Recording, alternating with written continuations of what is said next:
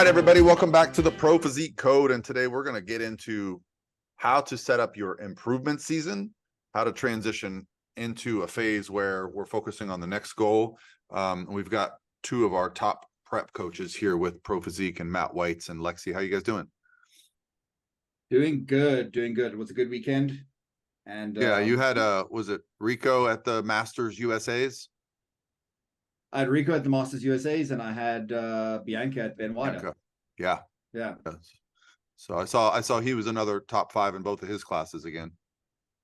Yeah, he was. Rico's a difficult nut to crack, because I think like bikini is definitely a division where you can be a top pro and still be natural. We know this. But Rico is so good. He's got such good structure, and he gets so conditioned. But I mean, pushing him to do a natural federation, and he doesn't want to.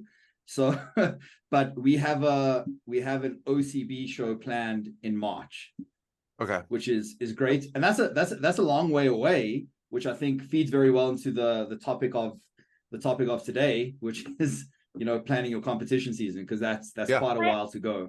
Yeah, 100%. What about the OCB show in March? Which one is it? Because I think I have, it may be the same one. I have a client doing who she's going to make her OCB pro debut. Is it? I'm not sure of the name, but I'll check that out and let you know, because it'll be great if somebody else is there, because he's always alone. He's actually such an introvert, but he's the best guy. He's the best guy. I said to him, I want to make a plan to come over to the US to be with him at that show. I mean, he will simply dominate an OCB show based on his conditioning and his structure and everything. So he'll do very well there. And OCB shows, they're not going to be typically as big as an NPC show, so it's more friendly, the environment. It doesn't feel as rushed. And I mean, Maria's girl, Maria Nemeth, another one of our prep coaches, she won the pro bikini at the NGA Universe this weekend, which is a show where I won my pro card at. I don't want to say how many years ago. But like, so there are some great options for competitors that are natural and want to try these things out. And I think all roads eventually lead to the NPC, just because of the structure and the quality of the shows. But it's always great to try these other organizations out, especially when you're not a pro. Like, see what you like and see what you enjoy. Yeah, I agree. I just had a call with a girl on Saturday who signed up for coaching, and she's done NPC twice now, and she wants to just try an OCB show. And I said, why not? You try it once and you'll probably either love it, or I don't want to say hate it, but like you'll see from there how it's a little different. And then you can kind of decide, like, do you want to go the big difference with the smaller organizations is that you're not going to get the consistency. You'll have a great show, and you'll also have a very poorly run show, right? Because they just don't have the history or the structure that the NPC has. But I'll say this, like, it's a great place to start. And I've never heard anyone complain about it, other than to say like they felt like there wasn't enough upward mobility, right? Like, I've literally had a girl do 2 shows and be a world champion in the OCB. You're not doing that in the NPC and IFBB, right? So right. And the criteria can also be really different for the female divisions, because I had a natural figure competitor that won an overall at an NPC show, and she went to the OCB 2 weeks later and like placed 3rd out of 6 girls, and they just said, you're way too conditioned for figure. You're too hard. We want you to be softer. So they are different criteria, which have to be taken into account. Which is odd, because the bodybuilders get as or more conditioned than pro bodybuilders at like the Olympia, the difference being 100 pounds of muscle. But so like they're fun organizations. It just comes down to the promoter. But yeah, I think it's wonderful. I think it's a necessary thing to have multiple options. It keeps all the organizations improving if they have to kind of pay attention to what everyone's doing. And then the athlete gets to find out what's best. Yeah, I think like the natural federations too, like OCB, for example, I think those are always like great starter shows too. If you're somebody who doesn't quite know, or you feel like a little intimidated by the NPC right off the get-go, and because maybe you have a little bit more muscle that you need to gain. I think the OCB is kind of like a great segue into things, because you're right, Paul, like you said, tends to be a little bit more relaxed backstage, not as much like rush. And I saw that firsthand a couple weekends ago being at the Tampa OCB show. I was backstage hanging with my client, and it was just so, I don't know, calm, no sense of urgency. Like, I don't know. It was just a very Oh, I'm different. not used to that. Right. Oh, I No, mean, so that OCB Tampa show, I did it for 6 years. It was mine to promote. And I remember specifically being backstage, and I would have athletes lined up for their next class, and somebody would say like, "Oh, my hair," and I would walk out to the judges table and I would say, "We're going to take a short break so these competitors can be ready." That's not happening in the NPC. They're like a well-oiled machine. They've got hundreds of competitors. Like if you're not on time, you're not going to be on stage. Whereas like at those shows, I wanted to make sure that the competitors had the best experience. So I would, I would slow the show down as needed. I would make sure everybody was ready before they walked out. Yeah, because you at the end of the day, like if you're putting the athletes first, those things can happen. Not to say that there aren't some great NPC shows where things move quickly, but for different reasons. So yeah, I always say, listen, if you're not a pro or if you're not trying to be a pro champion in a certain organization, try all the things out as an amateur. That's the beauty of it. Yeah. Well, before we get into things too, big congratulations to you, Paul, for 2 Olympia qualifications this past weekend. Has that ever happened before? Have you ever gotten 2 on the same weekend? Hell no. What? It's barely ever happened probably to anybody ever. I mean, Yeah, I don't think. Yeah, that was a. I it's mean, that not was. often that you have multiple pro shows on the same weekend. So, a couple times a year. No, it's certainly not lost on me that was very, very special. The Making last weekend of the history. year. Yeah. Yeah. That was And awesome. not for nothing, but Brittany literally had one shot. We decided to do one show this year and it was that show and she came out and nailed it. And then obviously with Ariana, we're not doing the Arnold. We did not apply. She needs a break. She's got some personal things she's going to be taken care of. And so this was our shot to qualify for next year. So it very much felt like a all or nothing weekend for a couple girls. I was a little bummed. I thought Flora Wang looked amazing. I thought Shanika looked amazing. Tony got third. I thought she looked amazing. That was great. So I had some other girls that I thought were going to be more in the mix. I think Lizzie Cunningham ended up in second and she looked fantastic. So that just tells you the caliber of these pro competitions. I mean, and then Jazzy Gonzalez comes out. I mean, she looked amazing, right? I've never seen her look that good. She made so many improvements. I caught her on Instagram last night live, and she was going over her feedback. And I think her feedback was something, don't quote me. I think it was just her. She said, like, they said her shoulders were a little too dominant, but she looked very, very different from last year. Many improvements. Yeah, she was good from head to toe, striking shoulder to waist ratio.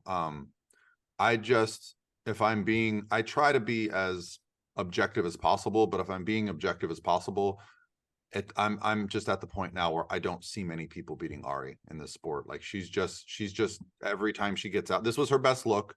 We got her tan perfect. We peaked her perfect. Like this was the best look of the year. And when that happens, both of the judges were like, there's nothing to say. They both, like, not for nothing, they both told me it wasn't close. Like it was now they didn't make that clear in the judging, the way they were moving people around, which was stressing me out all day, because at the end of pre-judging in the morning and at the end of pre-judging at the confirmation round, at the finals confirmation round, they did not leave her in the middle. I noticed that too. I was like, I literally walked back to the back of the auditorium when they started doing 6th, 5th, 4th. And then when they said third, I was like, it's going to be Ari. She's in third. And then they said Yulia third. And I was like, wait a second. I thought Yulia won based on the placings. So maybe she won. Then they said Jazzy.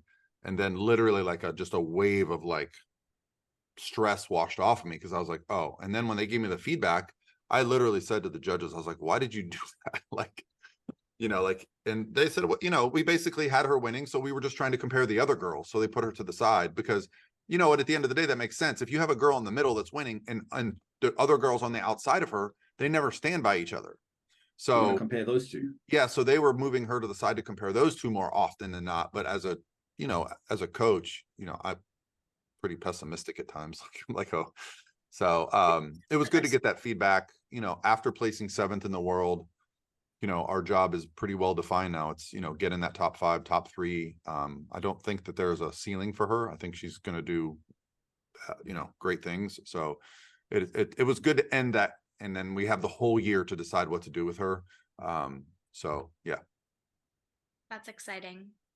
Yeah. And Shanika actually flew down and did the show too. That was that her original plan, or was that no, just kind of... because you know, she got first call outs for the first time at Ben Weider. That was her first, and there's no more shows. And, you know, when I talked to her on Saturday morning, she was like, Coach, I just feel bummed there's no more shows, because she went out to eat and she woke up looking even better. And I was like, well, I said, if you really want to come, I'll talk to Tim Gardner. I'll get you a contract. Come do the show in Fort Lauderdale. It's tomorrow morning at 11 a.m. So you've got time. She got a flight at like 3 o'clock, was in Fort Lauderdale by 6 p.m. The only hard part was getting a makeup artist, and she found someone at the last second. And she just missed the top 10. She got in the second call out. She got moved to the middle. She ended up 11th. But still fabulous feedback. The judges loved her. You know, they just want to see a little tighter, a little fuller. And I think with her, it's more repetitions. A lot of these shows, you know, the girls are show after show after show, and the judges are more familiar with their look. And so over time, I think you can kind of start to steer. If you show up consistently really good, you can start to steer those placings a little differently. Yeah. Cool. Well, we're so we want to talk today a lot about kind of planning show season, picking shows. I think this is, like we had discussed before we started, this such a good time of year to talk about this, because I feel like this is the time of year where a lot of people are sitting down kind of planning what they're going to do in the upcoming year. So where do you guys want to start with this? I mean, I guess we could start at a lot of different places, but where do you want to start, Paul? Well, I think the idea of an off season or improvement season is to meet the athlete where they're at and set the next goal, right? So there is no one size fits all approach. There is no, you should gain 30 pounds. There is no, you should stay 5 pounds over stage weight. And I think that's where a lot of people have misconceptions about the sport. There's also such a huge difference in personality and response. Some of my competitors stay extremely lean after a show, and I don't have a problem with that. And I think historically people had a problem with that. It can also come down to how you handle the prep. What place are you at when the season ends? Are you run down? Are you dragging? Or are you like 3 or 4 shows in, you're eating a ton of food, hardly doing any cardio? You might even have trouble gaining weight after the season's over. So I think let's do this from the perspective of an athlete. We'll each maybe discuss one athlete. And I don't know, Matt, do you want to, I know you just mentioned Rico, but was there someone specifically that you would like to discuss? Well, I mean, I think for me, the big thing is like context does matter in terms of like everything that you just mentioned is completely true, but it also, like, the division that you're competing in is, or the category that you're competing in is also really, really important. So if you're an open bodybuilder, for example, I've just had a guy come over recently who's in open, and he won an overall at a regional show. And he's only doing a pro qualifier end of next year. And he has a lot of tissue to add to turn pro and then be competitive in the pro league. There's probably going to have to be a lot of weight that's picked up, you know, some muscle, some fat as well. And then you have somebody like Fran, who, you know, won a pro card a couple of months ago. She's like 6 pounds up from her stage weight and eating like 350 grams of carbs a day. But that's just her, you know, that's just her response to food. Yeah. She just managed her reverse really well and managed to be super diligent on the plan. And then it's also relevant to the fact that she's a bikini girl. So, and really good. So there's not a lot of muscle to add. It's like we're adding icing on the cake. So you don't need crazy amounts of weight gain, you know? So all of that context does have to be taken into account. And I think when I was coming into the sport, and we'll pick one of your athletes next, Lexie, there was this theme of the post-show window is when you add the most muscle, which now we know is the absolute wrong. You do not add muscle when you're hormonally compromised, you're beat up from prep, you're low body fat. If anything, you're hanging on to muscle and you are primed for rapid fat gain. Now, I think a lot of us, especially the guys, we're up 15 pounds within 2 weeks. We feel stronger. We're using heavier weights again. We go, yeah, we put on all this muscle. Pumps are crazy. No, it's just the return of glycogen and a little bit of performance. You're not adding muscle at an increased rate. So yeah, I don't necessarily feel like rapid fat gain after a show is beneficial unless there is a very specific plan in place, multiple years off or whatever it may be, especially because I work with, you know, majority of female competitors. I don't know many females that want to be 30, 40 pounds over stage weight, just walking around. That's not what makes them happy. And I've really tried to find that balance where, okay, what's the place where you're happy with how you look and feel, and I'm happy with your calories and your performance. That's the happy spot for me. So Lexie, let's talk about, let's just pick a specific scenario with you or one of your competitors. Okay, I'm gonna mute myself for a minute because my fire alarm is going off. It's okay. It says it's fine, but give me like 1 minute of being on mute and it'll probably be gone. All right. If I see fire behind you, I'm going to freak out. I'll be good. I don't think you can hear that, but it's, oh wait, okay, actually I think it just went off. Okay, we're good. We're good. So I was just getting ready to type in the chat. That was weird. I don't know what was going on, but so you asked to kind of pick one of my athletes or talk about. Just if we're going to talk about, the off season or the improvement season, I think it's always good for context. We don't want to just give hyperbole of like, you should do this or you should do that. I like giving specifics. So I'll obviously go into the specifics of a particular athlete that's going to do a show next year. And maybe you could do the same. Yeah. So I like what you said at the beginning, Paul, about like really meeting the athlete kind of where they're at. I have found the best like success from when an athlete wraps up their season. Most of the time we'll already kind of have a good game plan of like, or I'll already kind of know where their brain is at, what they're wanting to do in the future. But I'll usually schedule a call to just kind of feel them out where they're at. Because a lot of it is going to come down to also kind of foreseeing the year ahead and what the athlete may have like planned in their personal life, right? Because at the end of the day, bodybuilding doesn't, it's part of our life, but it's not our whole life. And I think it's important to understand, what does that athlete what do they have coming up in the next year that could potentially be a little bit of a setback for prep, whether that be a big vacation or, gosh, I've even had some ladies who, they've expressed to me that they want to start a family, right? And like, they'll tell me when they kind of want to start trying for that. So that obviously kind of puts us in a little bit of like, I don't want to say a time constraint, but at the end of the day, kind of does, right? We don't want to start prep when they're like trying to have a kid, right?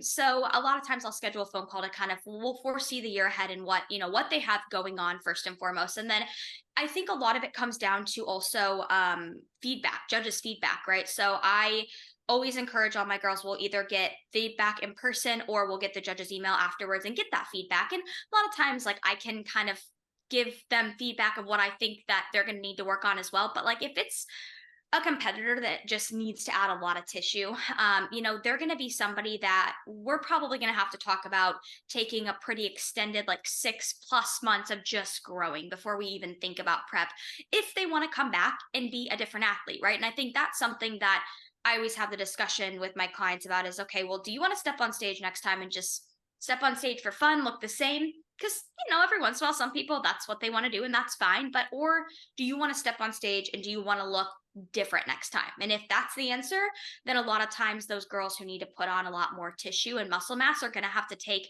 a lot more time away from that prepping phase. So it's just going to come down to, what the specific client has going on that next year, just personally in their life. And if we need to plan anything around that and kind of just what their feedback is. If their feedback is, hey, you look great, just, do a little bit of this and that, we may not have to take as much time away from prep before we, pick another show date. So I know that wasn't really a specific answer, but again, I just feel like it's so person dependent and context dependent. And, something else you mentioned, Paul, is it really does depend too on the person and how they're feeling at the end of prep. Some people need like a solid couple months post show to just feel normal again.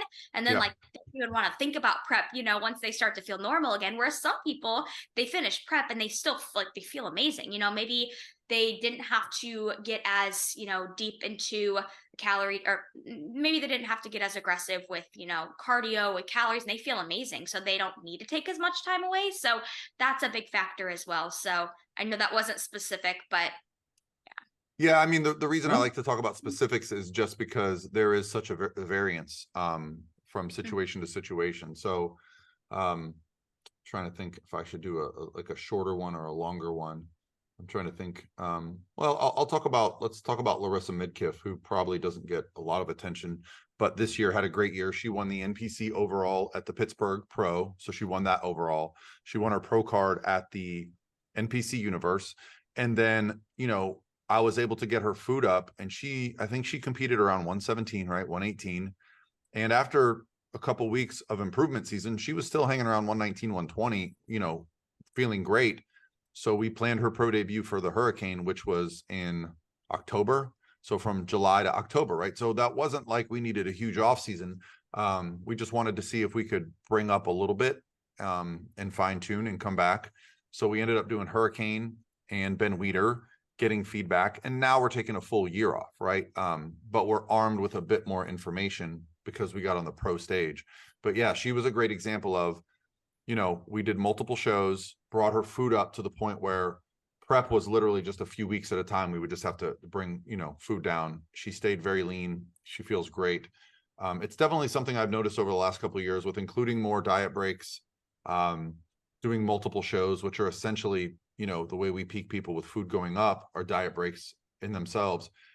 When the season ends, it's not as much of a struggle post show. It's more of, they just go back to normal life and they just kind of transition into it. And so, yeah, it's made the process of doing multiple shows, or, typically I would say, like, don't compete multiple times throughout the year, but, depending on your level, it might be necessary. Like, you don't have that option and as a pro competitor or someone trying to get a pro card, because the schedule is the schedule. You've got to kind of conform to it. And, missing your pro card by a spot, you're not going to take a year off. You want to hit that next one, right? So it might be 3 or 4 months. So these are tools that have been really helpful in helping girls get back on the stage sooner and improve. And here we don't even have that luxury. It's like, if you miss your pro card by 1 placing in the pro qualifier at the beginning of the year, you have to wait until the end of the year till the next one. They aren't coming up every month or every second month, so that can be tough. I mean, maybe to give a male context here, my client Pet, who won the Arnold Classic, won the overall in Classic at the Arnold here in March, around about that time. He is transitioning to the NPC, and I did kind of a side by side. I like to do this with the higher end clients, and I did a side by side with him and the Classic guy that won his pro card at the last pro qualifier here, and kind of do a needs analysis. Where are you? Where is that guy? Because that's the standard now. That's what they're going for. And even though his shape and structure is so good, it's like, dude, you need like 20 pounds of muscle to be competitive with that guy. So he probably competed somewhere around 165. And at this point, he's sitting closer to about 195. But if you look at his shape now versus his previous offseason, he stayed so much leaner, but put on so much muscle. Now, realistically, 35 pounds is not going to translate to even 15 pounds on stage, but it might translate to 6 or 7. Yeah. And that's moving the needle. That's moving the needle in the right direction. So you also just have to kind of manage expectations of, hey, we're looking to gain this much weight because this is what you need to be competitive. But at the same time, that may only equate to X amounts of actual tissue. Yeah. I mean, getting in a rush as a competitor is probably the biggest mistake you can make. The idea of putting on muscle, I'm putting on muscle quickly. Well, you're also going to sacrifice some of that every time you start a diet. You're going to sacrifice the momentum of improving. So that is, I typically work with the bikini division for the most part. So we don't need to take extremely long off seasons because the bikini division standard is set. It does not change. The other divisions, they change. The men's physique, the classic physique, those divisions have evolved so much. Bikini has not. Bikini has evolved a little bit, but they really try to keep it bikini. So I can't just tell girls, hey, we're going to have to come in 2-3 pounds heavier next year. They might outgrow the division quickly. Whereas like the men's physique, and I'm curious to see what happens with the weight limits on men's physique next year. I don't know if you saw the men's physique Olympia champion, Ryan Terry, actually discussed that out of the over 50 men's physique competitors at the Olympia this year, only 10 would have made weight. So I wonder if that's going to translate down to the judging of that division, going forward. So it is important to pay attention to that too. But yeah, men are typically going to put on muscle quite a bit more rapidly, especially if you start getting into anabolics and you start getting, you're doing things with an intelligent approach. You just start to see things change very quickly.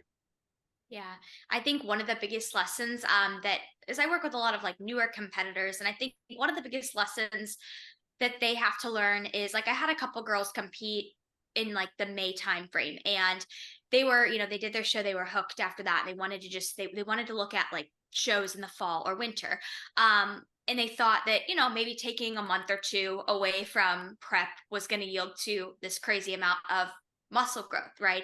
And I think that we all know that that would be amazing, but I mean, if you're taking a month or two away from prep, you're probably not really gonna, like from a female standpoint, really not gonna do much, right? So sometimes it's, it's about as a coach having those conversations too and being very upfront with them and just telling them maybe not what they want to hear, but what they need to hear. And that's, they're gonna thank you later down the line when, you didn't let them just take a break from prep for a month or two and then go back into prep looking like the same person. And I also think like another thing to consider too is when we're talking about maybe how long of a time you need away from being in prep specifically for like females a bikini competitor is, looking at where somebody is too, like, you know, internally, like health wise, right? Health marker wise, if you're, not to get not to get too nitty gritty with this, but if if somebody is showing some red flag signs of just maybe internal health isn't optimal, or maybe they lost their cycle, I think it's important to focus on like getting that to a good spot too, getting the athlete feeling good again, before even considering another contest prep phase again. Yeah, I mean, so Anne Marie last year told me, she said, if I don't win Ben Weider and qualify for the Olympia, I want to go start my family. Right. So she got second, so, and I think even part of her at that moment was like, well, maybe I should just do one more, She was pregnant within 60 days, because we prioritized bringing her food up, getting her cycle back. And I think that was her third or fourth show of the season. So yeah, there's definitely multiple priorities that are happening within a person's life. And so, this is again, the advantage of now, working with a company that does help us, because we can actually see what's going on with blood work at different phases of an athlete's prep. There's things we can look for as coaches, like, okay, extreme fatigue and hunger and stress and sleep and all these things, but it does help to get a medical perspective from a professional, so that we can start to, as coaches, go, okay, I've seen this is typically what the response is. What is your doctor telling you? And then we can adjust accordingly. Absolutely. All right, so let's talk specifically now, because I want to give some real world tangible advice. I'm going to go into, well, I mean, it's just probably pretty easy because there's so much on my brain right now, Daraja and Ari, because they're both, in my mind, contenders for Miss Bikini Olympia, and they're both in very different phases of their career. Okay, so I'll start with Daraja, who this was her 6th consecutive year competing, and this is multiple competitions per season. When 2018, when we started working together, and up to the Olympia this year, she has done 3 to 4 shows a year every year. Probably some years she did a few more. And we decided before even the Olympia that she was going to take an entire year off. Now, she doesn't need more muscle. She doesn't need anything. She just needs the break. She just needs to not be, talking to her, it was more about the psychology. It was more about every time she's competed, she's already had the next goal, right? Before the show was over, that was on her brain. So even when she was in off season, she was concerned about prep. Whereas right now we have no concerns about anything. And she's expressed to me, that's what's really making her like happy right now. And she looks amazing. I don't even know if she's gained a pound since prep ended. She may have, but like, she looks incredible. But I think it's just the pressure's off her. So for her, I mean, I think we're going to get on the stage in 2025, but we want to come out for her fresh, right? Fit the criteria, but just have that almost like her first season as when she turned pro and did all those things, that look, that just like fresh, healthy, vibrant Daraja. Because when she does that, she can beat anybody in the planet, right? So right now, for her, it's about enjoying the gym. She wants to go in and enjoy her workouts. She wants to enjoy her cardio. She wants to enjoy her food. And you take that pressure off. And I think that's what's allowing her right now to just feel so great. I mean, if you go in her stories and see her pictures, I mean, she might be leaner now than she was at the Olympia. Just feeling so good. Then you've got Ari, who took 3 years off. So anybody out there that's worried about, oh, if you don't compete, they're going to forget about you. If anyone doesn't know her story by now, her first show ever was in North Carolina, a little local show. She won the overall. The head judge was Mo Newman, said, hey, you should go to nationals. And she was like, are you sure? She went to nationals in Miami, had no expectations, had never even been to a national show, never even been to a big city. It was funny talking to her. Like, they drove down to Miami and were like, wow. Stayed like half an hour away in an Airbnb, didn't know what they were doing, wins her class and wins the overall. Like, that's wild. She ended up doing a pro show a few months later, getting third call outs. Her body was tired and she was just done. So, I think a lot of girls, if they'd have won that overall, would have thought, oh, I got to get on stage right away. I got to get noticed. She ends up taking 3 years off and coming back this year, growing, and the sport was ready for her. So it's not that you need to stay relevant, because if you fit the criteria, the judges are going to notice right away. They're excited. The judges get excited when someone walks out. They're like, yes, thank you. You made my job easy today. So with her right now, we've just done, I think, 8 shows. One of those being the Olympia. Was it 7 shows? Republic of Texas, Tampa, Nashville, Clash, Hurricane, Atlantic. So it's only 6. I feel like I'm missing one. Anyway, so at the, I didn't say the Olympia. So the Olympia. So at the Olympia, she gets first call outs, that was beyond our expectations for this season. My thought was, okay, maybe she's run down. The next morning I said, what do you want to do? And before I could even finish my sentence, she said, I want to do Atlantic Coast. So like, that to me was like the feedback I needed, because if I'd asked Araja if you want to do Atlantic Coast, she would have laughed at me. Right. So it's about taking those cues from your competitors. Likewise, if you have someone that just walks off the national stage that just missed their pro card by a spot, you kind of got to read between the lines. Are they fired up, or are they just going because they feel like they should? I let Bryn Guzman do one too many shows last year. She was placing, top 3, top 4 at every national show. And there was a big gap between the last show and the final one we did. And I think that ran her into the ground a little bit. We should have stopped at Universe in July. She ended up going all the way till North Americans. And again, she still got first call outs, but when you've been first call outs 3-4 shows, the goal is not to get first call outs. The goal is to come back undeniable.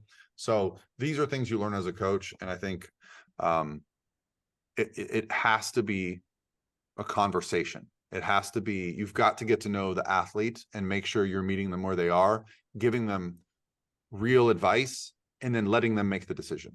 That, I never try to force anyone to do anything. I'll give like strong opinions. I really think we should do this. But if they're like, coach, I want to do this show, cool. I think your willpower is going to be more powerful than my opinion at this point. So it's definitely about picking as an athlete what's going to work best for your career and working back from there. I always call it reverse engineering, right? So a lot of people this weekend at the Atlantic were like, Ari, you should do the Arnold. You should do the Arnold. I'll be honest. That would be an honor to get accepted to do the Arnold. That's not our goal. Our goal is to win the Olympia. Does winning the Arnold give us a better chance to win the Olympia? I don't think so. I think we're going to, let her recover and come back better later in the year. Maybe some day we'll do an Arnold, but I think understanding the big picture is the most important thing for the athlete.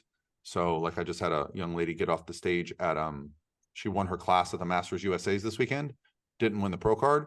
She's like, what's next? And I said, hey, July, and she was like, why July? And I said, that's the next, she's not really familiar with the pro cards circuit. And I was like, that's all those shows for the Masters, the 35 and overs, they're all packed together. That's the window. And she was all excited. Like, oh, I didn't realize that, all these shows happen. So, that's also a skill that a coach has to have. Like, Matt, you've got to know the shows where your clients can turn pro. At this point, I know every show in the United States backwards and forwards, but it took me a few years to like learn them. Yeah, I like the whole approach, the reverse engineering, and I think that's really important too. Especially, I feel like the bulk of the national shows typically happen think what the first one is beginning of May, and then they're kind of they're almost like a lot of them are throughout the summer, early May fall. to July is the bulk of them. Yeah. So if like that's somebody's goal is to turn pro and they're at that point, I think you have to kind of reverse engineer from there, and you want to make sure that you're going to be ready in time for those shows and not ready when all of those are past and you only have like one or two options left of the year. Yeah. Well, a quick question. So, sorry, you were talking about Daraja taking a year off and realistically not having to put on any muscle. So, what does that kind of off season look like from a training perspective? So Daraja is actually at this point so in tune with her body. Her training structure is really based around what she wants to do. I just kind of give her the freedom at this point because we really can't realistically grow too much of anything other than glutes. Even shoulders, she'll only train them like once every 2 or 3 weeks. We have to be careful with squats because her adductors grow and her hamstrings grow. So I think right now, I just want her to enjoy the gym, because I think a lot of us would be like, oh, wow, I'd love to have that problem. But you got to remember, we all got into the sport because we loved the training, and to be like limited on the training, I think it kind of for her might be limiting her enjoyment. Right. I honestly, like, I think if she wanted to be a very good figure pro, it would not take her long. So I think for her, it's like she just wants to go back to enjoying the gym, enjoying her workouts, going and doing what feels right. And then in a few months, when we start talking about what we're going to do next, we'll start to assess what we need to do. But I promise you, she's training glutes with full intensity. But she's also someone that historically likes to do like hip hop classes. She just likes to be active, right? So, I think when you have your focus on one thing for so long, it's almost like when you track everything you eat for like 6 or 7 months, you like the same food, you just want to stop tracking it, right? And I think for her, she's been so focused on the Olympia, winning the Olympia, she just wants to not focus on that for a little bit, just focus on like the things that she enjoys. And that's the good thing about getting to know your athletes. I mean, I've been coaching her for 7 years now, is that we have such a good rapport that, I know when to push her, I know when to pull back. And she's just excited about being present this year. Between getting married, going on her honeymoon, and a prep for the Olympia, that's been her only focus for a while. So she's just excited about having a fun year. Like I told her, I said, it'll be fun. She didn't come to any shows with me this year. I mean, maybe one. I think she came to Texas, but like that was even to get feedback from Tyler. We got to see Tyler in person in Texas and get feedback for the Olympia, right? So like just coming to the national shows, being her posing coach, she's opened up her posing coaching, she's opened up her client coaching, just being present in those areas for her is huge. So not training is not something that every athlete's going to have the opportunity to do, but very good athletes in the bikini division. I told Ari she's not training for the month of December, like not at all. So like they're, two exceptional athletes that could easily outgrow the division if they just kept letting it go. Yeah, that is funny. Like you said, Paul, some people think that they wish they had that problem where it does seem nice, like, oh, you don't need to put on any more muscle. But then you think about it, and why we get into this sport is generally because we love training, right? So I feel like it'd be harder to go into the gym and to actually have to practice that like restraint of not lifting heavy, or to taper back frequency because like you don't want to grow. I feel like that would be a challenge within itself, just mentally. I'll never know that challenge, trust me, but yeah. I try to put myself. Nor will I. Yeah, I try to put myself in those shoes. It's that's not happening for me. But yeah, I mean, I love for a lot of men's physique guys this year. Yeah, I think it's going to be very interesting. I think a lot of those guys are going to be switching to classic, or I don't know what they're going to do. I love that Ryan Terry won the Olympia. He's like, to me, he is men's physique. He is men's physique, exactly. I think my only concern about those weight restrictions is like, is it going to encourage guys to be doing diuretics and dropping weight that way? I don't want to see that. I still think that's the case. Going to encourage. I'm sure that's the case. Probably will be. There's also rumors that the guys will just stop training legs, which Tyler has addressed, saying like, listen, you have to have a balanced physique.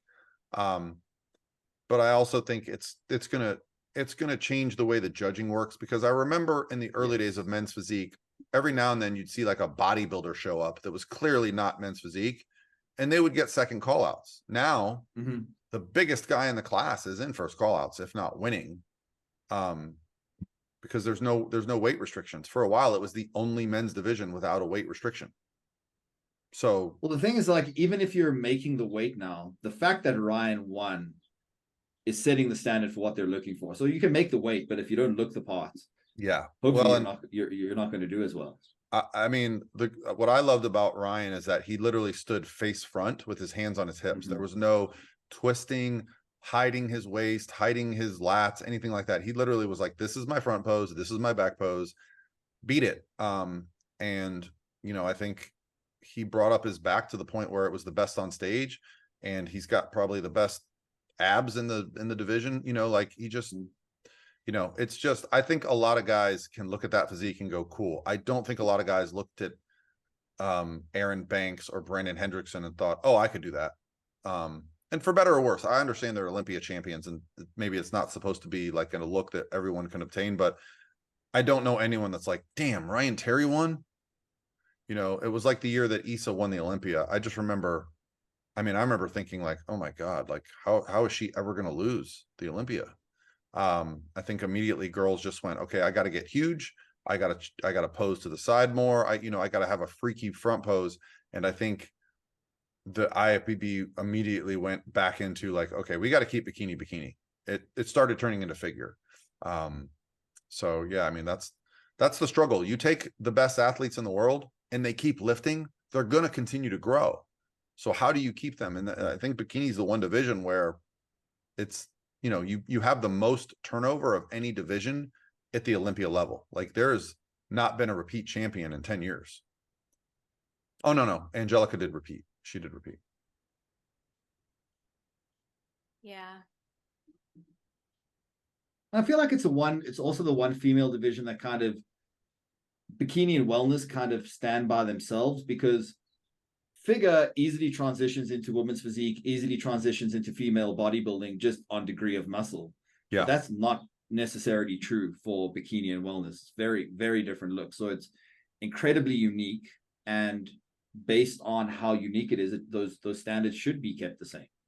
Yeah, I think bikini, there's a higher probability of getting to the top sooner because it doesn't just come down to muscularity. Whereas figure, I'm sorry, but you're not going to look like Sid in training in 3 years. But you can be a top level bikini Olympian in your first couple of years if you've got the structure and the shape and you just come out looking great. It doesn't take nearly as long. I think, you know, Laura Lee, I think she got second at her pro debut, and then a few months later got second at her first Olympia. Like, is there any division where someone at their Olympia debut is top two? You know, you don't see that with the other divisions. You see people working their way up. They'll get like a 15th and then a 10th, and then they're in the top three. So it's like so yeah, it's what I appreciate about the division is that they work extremely hard. And I get the benefit at this point of speaking directly to the judges about the division, and they are very, adamant about not being hard and, this type of shape. And, every athlete's going to try to just take advantage a little bit here and there, and put things in their advantage. And they'll always try to bring it back to that standard, which always seems to happen at the Olympia. I feel like that's the show where they go, okay, this is our chance to make a statement. And you'll start to see at the national shows. I think we all have this experience. The national shows, everyone starts out, a little smooth, a little soft. By 2 or 3 national shows in, you've got like etched in tie-ins. You've got like completely striated shoulders, and they're just trying to hide it, or they're just trying to pose it better. And it's getting rewarded. But, when I'm at shows, for me, those judges have a hard job because they're judging 8 divisions. So sometimes by the end, when they're looking at bikini, they've been looking at all these like amazing, hard, muscular physiques. Their eye is not necessarily trained on bikini again. So that's why I like the Olympia, because bikini kind of stands by itself. They're looking at the top 50 in the world and they're picking it out.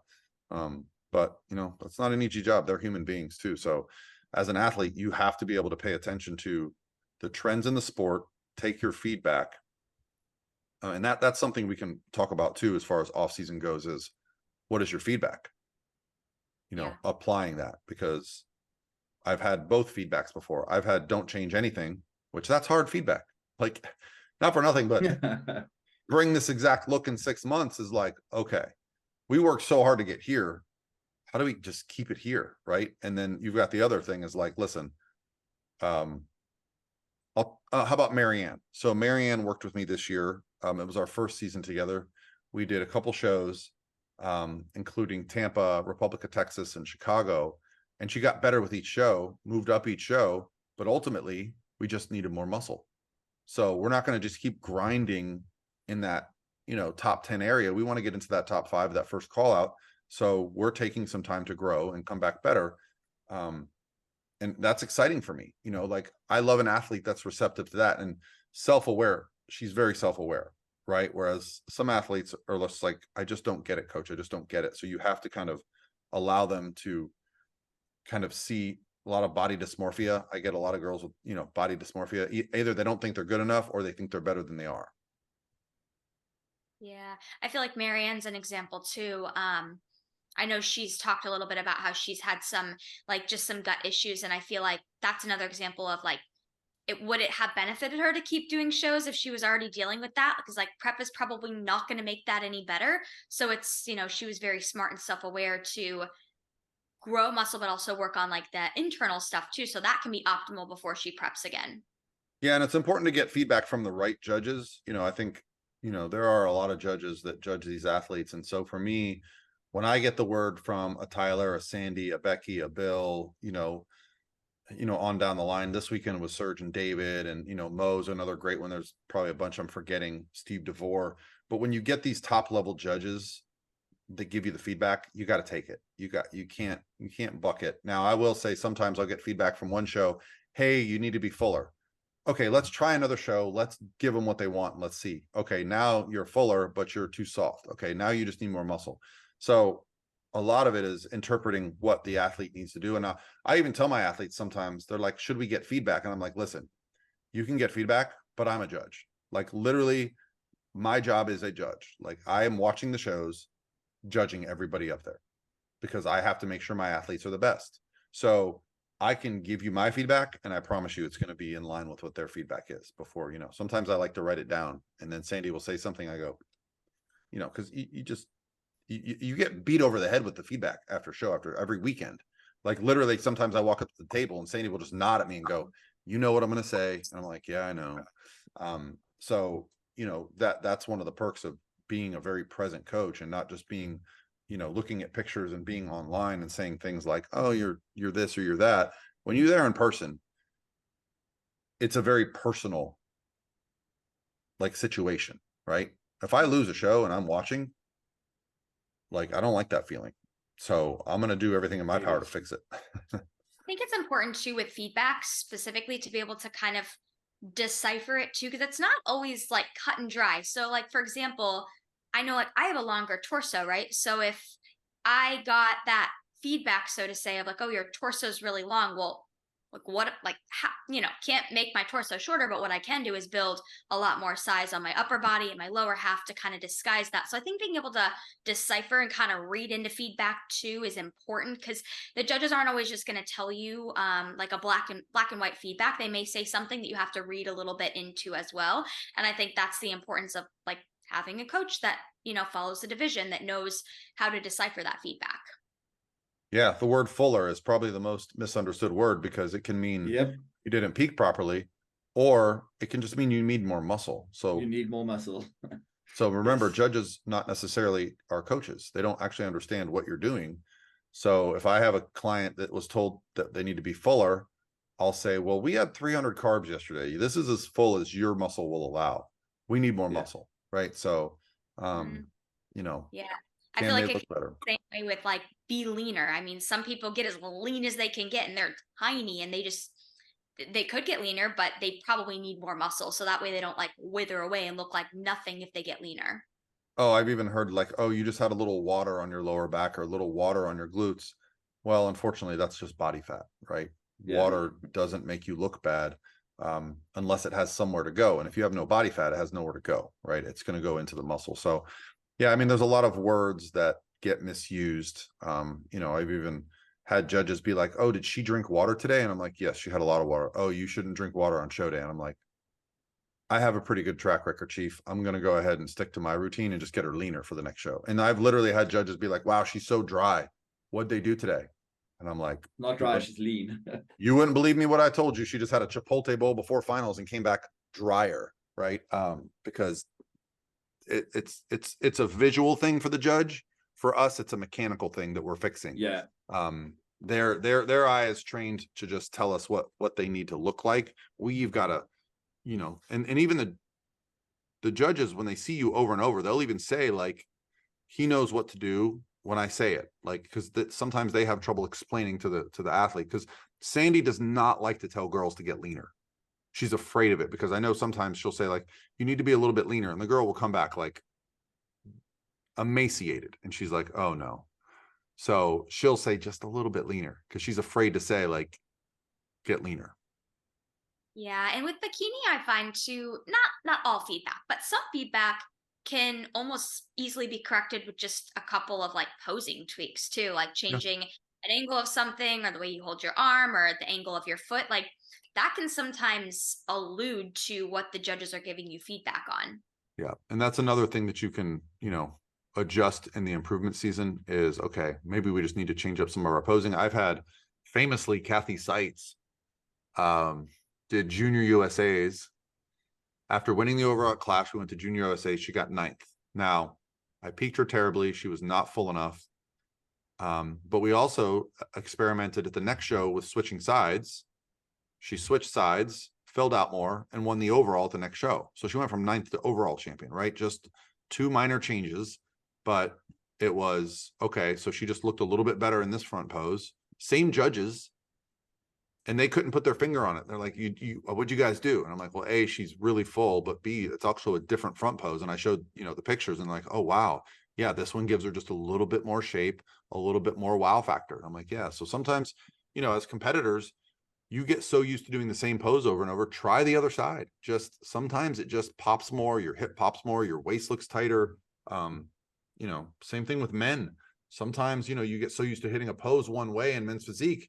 You know, I love the hands on hip front, you know, standing face. Superman if you've got pose. a nice waist and lats, that is a power. That's like a statement. Like, I don't have to hide nothing. And so many guys are so used to like trying to twist and hide. I don't understand why some of the top guys like even Jeremy Buendia and Corey Morris that literally have like 24-inch waists are so sideways on stage. I'm like, just show it off. So, but what do I know? What do you know? Any I'm other? trying to transition. I don't know if you know my client Devin. He won his OCB Pro card last year and then went on to NPC Emerald Cup and won the overall there. I remember him from last year. Yeah. So we're transitioning him to that front on Superman pose because his waist is about that big. I think with Ryan Terry really winning, wide clavicles. I think a lot of people are going to be doing that now. I just think it set the standard. Like, okay, this is, I mean, you know, when men's physique first started in the United States, they used to require feet forward on the line. That was the pose. You weren't allowed. Then everybody started just like turning their hip a little bit. Now, I even asked Sandy this year, I said, why did the guys literally stand at like 45 degrees? I just don't understand it. You just can't compare the physique from person to person. It's not really a front pose. It's kind of like a quarter turn. No. So, I mean, and I get it. If you're trying to, you know, give your waist a little more taper, but the guys that seem to be doing it are the guys that don't even have a waist. So bizarre. I think another really quick point, like you kind of mentioned this a second ago, Paul, with Kathy Seitz. Like I vividly remember following her along before she turned pro, and I know like the show before she turned pro, you said what she got 9th, and then she turns pro, wins the overall at the next show she did. But I think some girls and probably guys almost let their placing get them down. So if you're competing and you have a really unfavorable placing, and you feel like maybe you didn't really miss the mark, you felt like you brought your best, but your placing wasn't that great. I think some people use that as like a sign of like, oh, okay, well, I'm not good enough. Let me just call it, right? Where you just never know. Like Kathy's an example. She got 9th one weekend, and then the next show she did, not only did she win her pro card, but she won the overall, right? So it can it can happen that way where one show you don't place well and maybe you're wanting to just throw in the towel and call it a season. But, you know, if you didn't miss the mark and you thought you brought something good, try again. You never know what, you know, what could happen at the next show. Placings can change drastically. I always say, like, you actually find out if you love this sport when you get kind of punched in the face, because it happens to everybody eventually. And yes, you should feel it. You should be disappointed. You should feel upset because it matters to you. But, you know, and honestly, Kathy and I had a conversation after that show about not competing anymore. She was like, I put my heart and soul into this sport, and is it worth my time? Am I wasting my time? So, you know, we had to really have a heart to heart after that. And so, you know, ultimately, you know, we discussed, okay, yeah, let's just kind of reevaluate. And she came back, and honestly, like, that's a great lesson. Like, she never would have found out if she didn't do another show. Even if she did the show and got fourth and realized, okay, this sport's not for me, you never know if you just stop. So, you know, the ability to, like, to quote Rocky, take a hit and keep moving forward, it's so valuable, especially in this sport. So yeah. And one other thing too, I want to mention, I don't know if you guys feel the same way. I'm sure you probably do, but I always highly recommend, for especially first time competitors, but I think just honestly competitors in general, if they have the means to do so, if you can plan to do more than one show, I mean, especially from like a first time competitor standpoint, I find that a lot of times they do that first show, they're really nervous, you know, and that first show is where they get their stage jitters out. And then it's like after that, they feel a lot more calm and collected. They go into that second show and they feel like a completely different athlete just because they know what to expect. So I always recommend like planning your show season if you have the means to do so, of course, because we know it's expensive. It can add up. I always recommend, if you can, do more than one show. Just because I feel like you worked so hard to get stage lean. Why not? You know, do more show, get more exposure, more stage. I always say at least two, because especially if it's your first show, At least nerves are going to get the best of you. You're only really going to enjoy the finals. The prejudging is going to be a bit anxiety filled. The second show is just so much more relaxed. You just enjoy it so much more. The process, the check-ins, the hair, the tan, the makeup, the backstage, you've all done that. And it just, the feedback is always like, I was at ease. Right. So, yeah, multiple shows, make minor tweaks, come back a little bit better. And then you can decide if a third or a fourth show is necessary. But that's the life cycle of a competitor for me, for sure, is at least a couple shows. Yep, agreed. And then you can make some informed decisions. Yeah, and I'm very particular about what shows I put my athletes in based on who's judging. I like to get my athletes in front of judges that I trust the feedback. Not that there aren't some judges out there that I don't know that well, but there are also some judges that every time I have athletes do their shows, I just get more and more confused. So I vote with my feet. I don't put athletes in shows where I'm not certain that I trust, because I can take an L as long as I trust the judge. But there are times where I'm like, what happened? And they're like, Coach, I don't know. I look the best. I look at the pictures. I agree. I'll even send the pictures to some of the other judges, and they're like, yeah, I kind of agree with you. I don't know what happened there. So, like, you learn over time where you're going to get the criteria right. And that's the case with men too. You know, the men judges, same thing. Some of them are overly on conditioning. Some of them are overly on fullness. Some of them are overly on just structure. So, you know, I think every guy that's competed can understand how it feels to outwork a competitor. You come in leaner, tighter, and fuller, and you just lose to a guy who looks like they're 12 weeks out, but they have an insane structure. And you're like, what the heck? We had that with Josh last year. He was, I mean, what, 42, and he'd been trying to get his pro card for like 20 years. And he had always competed on the West Coast. And you told me send him to a show on the East Coast because they're probably going to value sharper conditioning there over size. And he went there, did the first show over there, and turned pro. Yeah. Yeah. I mean, you got to have the size too. He has a great balance. But yeah, I mean, it's about the judges judging 8 divisions. And sometimes they just, they see a freak walk out on stage and they haven't competed in a few years. So maybe they've forgotten what it's like to diet down. So you can see your lower back tight. Because to me, if I'm judging a show, man, if somebody's gotten to the point where their glutes are striated and their hamstrings are split and they have zero lower back fat for a guy, you know that guy's put in the work. And as much as I love a freak, you're not really teaching that freak to be a better athlete by giving them a win when they're not subpar conditioned. So, that to me is, and that's one of the things I really like about Tyler is that he loves conditioning. He loves an athlete that really brings their A game on show day. Like that's literally what he tells me 90% of the time when I have feedback for a top athlete. He's like, comes down to how you peak them. They're great, but it's just going to be what they look like when they walk out under those lights. So he really respects that part of the process of what you bring that moment, because that is the hardest part, is like that hour you're going to be on stage. Are you at your best? 100%, 100%. I personally think too that the part of our jobs as coaches, as competition prep coaches, is to definitely help our clients to choose their shows, to guide them. Because I'll get questions every once in a while from people just like randomly through DMs of like, how do you pick your shows? What show should I do? And I personally think that's something that your coach should help you with, so you don't feel like you're just lost in choosing for yourself.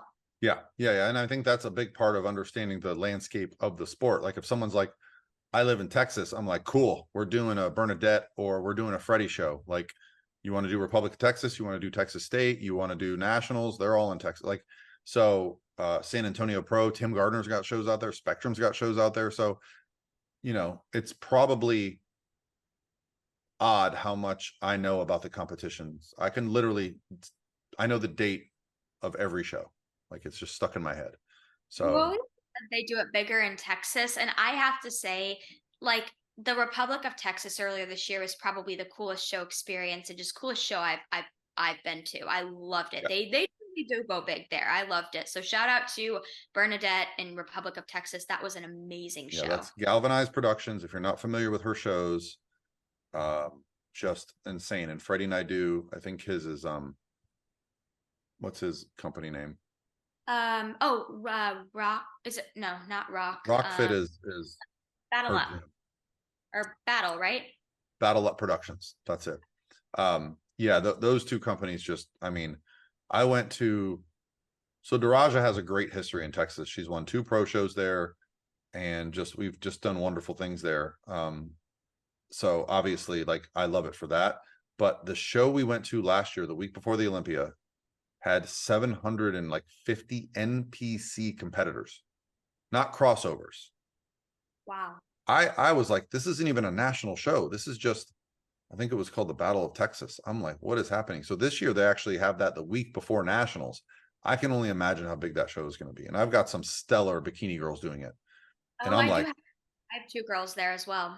I'm like, I gotta have these girls on their AAA game, basically ready to be a pro, because I know there's going to be maybe 200 bikini girls competing at an NPC show the week before nationals in the same location. Like, so yeah, honestly, that keeps you on your toes as a coach and as an athlete, knowing, so that's why I love Texas. You do well there. Yeah. There's going to be some reward for it. Amen. Yeah, buddy. Any final thoughts from you guys? No, I think if you take one thing away from this when it comes to your off-season or improvement season, it's reverse engineer from your big goal. Don't do things that are going to short-term make you happy if it's long-term not going to help you towards your goal.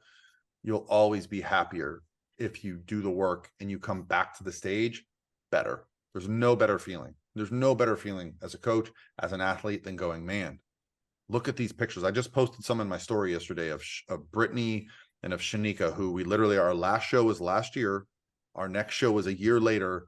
And the visible and the difference is just palpable. And like, it's hard because then as an athlete, you like the stage, and you can't really see the changes until you're back to that stage condition. But bodybuilding, a pound or 2 of muscle on a 105-pound girl is an immense amount of tissue. Like, it's going to show. So I think just reverse engineer from your big goal and put a plan together. Love it. Yeah. Kevin Durant, any final thoughts? No, man, I'm just thinking about the improvements. Like Bianca won her pro card 16 months ago. And I didn't even necessarily go look back at those show photos. And after she competed this weekend at Ben Wieder, I was looking at her stage shots, and I realized she came in around about 3 pounds under her stage weight for that pro card win, and so much more muscle. I was just so incredibly happy with her, and just proud of what she did in a year. And she's only been training for like 2.5 years. Yeah. Yeah, I mean, this is the sport. And sometimes, because we're looking at an athlete every week, looking at the changes every week, sometimes you miss the big picture. Of just how much a physique has changed over the course of a couple of years. It's one of my favorite things to do. It's like, that's what I was doing, because the pictures from Ben Wieder are absolutely fantastic. They're some of the best stage pictures I've seen this year. Yeah. So it's really cool to have the same stage, the same pictures a year later, because sometimes from show to show you can look completely different. But that's when I was like, whoa. And I haven't even posted, but Flora's was the same, like completely different. So yeah, it's, to me, like, looking at the big picture, the couple years of change, that's what gets exciting. Yeah, absolutely. All right, guys. Well, thanks for following along the Pro Physique Code. What's our next podcast going to be about? And we got to talk about our Command the Stage, Lexie. We got to start bringing this up at the beginning of the podcast. We do. I think we should eventually do just maybe special episode talking more about the event. Let's do that. Let's make that one our next one pretty soon, because I want to get people aware of it. It's in February. I think maybe I should invite Ariana Brothers. I think maybe she might be a good guest. Back too. I know. Are you going to invite me? Are you going to invite me? You're always invited, buddy.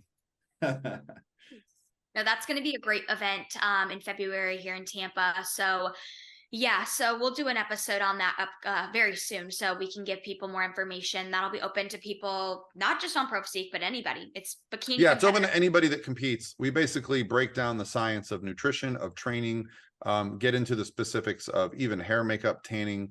We have some specialists come in. And then we also, it's a lot about camaraderie. It's a lot about, we have some events set up to be social. We go to the gym together. It's definitely not limited to Pro Physique, but I will say, if you want to come, go to prophysique.com events and reserve your spot. We're accepting a partial payment right now, because obviously the Pro Physique competitors really do enjoy this event. So, but we love to see new faces. Last year there were so many new faces. It was awesome. It was. Yeah. So we'll talk more about that upcoming. I can't recall what our next topic will be for next week, but those of you guys listening, we are always open to feedback too. If there's anything in particular you guys want us to talk about, you can shoot any of us a DM, or shoot the Pro Physique Code Instagram page a DM with just upcoming topics you guys want to hear about. Perfect. All right, guys. Well, have a good Tuesday. For those of you Americans, have a good Thanksgiving. I don't know when this is coming out. Hopefully. This will come out after Thanksgiving. So hopefully you had a good Thanksgiving. Matt, Thanksgiving is an American holiday where we celebrate with a lot of food, okay? I'm well aware. I do have TV, Paul. You saw that an American father and stepmother and step siblings. I'm just giving you a hard time. I know, man. I know. All right, guys. I'll talk to you soon. Bye, guys. Bye, guys.